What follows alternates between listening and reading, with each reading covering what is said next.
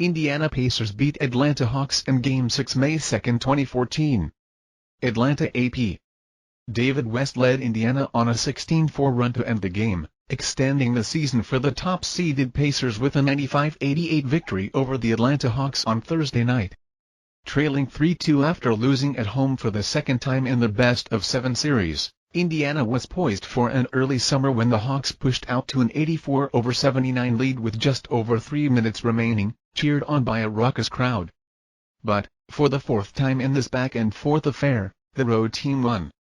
West seemed to make every big play down the stretch, scoring 4 straight points and forcing a huge turnover to begin the turnaround. West hit 2 more baskets in the final minute to wrap things up, finishing with 24 points. Game 7 is Saturday in Indianapolis.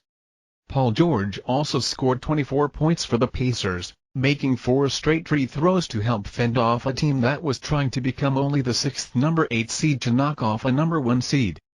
Atlanta, playing perhaps its biggest home playoff game since the 1980s, looked as if it was on the verge of a huge celebration when the defense sagged and Jeff Teague knocked down a jumper, pushing the home team to a 5-point lead with 3:16 to go.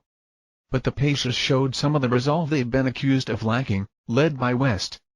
After swishing a pair of free throws, he hustled back to swat the ball away from Atlanta's Pero Antic. Making sure Indiana took advantage of the turnover, West scored again on a jumper from the top of the key. Paul Millsap missed at the other end, and George Hill burst into the lane to drop one in.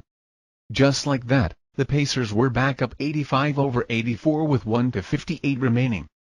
Antic tied it for the final time, 85-all, on a free throw with 1:24 remaining.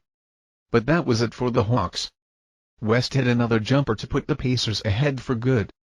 Then, coming off a timeout, Lou Williams drove under the basket and tried to throw an outlet pass to Teague for a three-pointer, but the ball went right to George.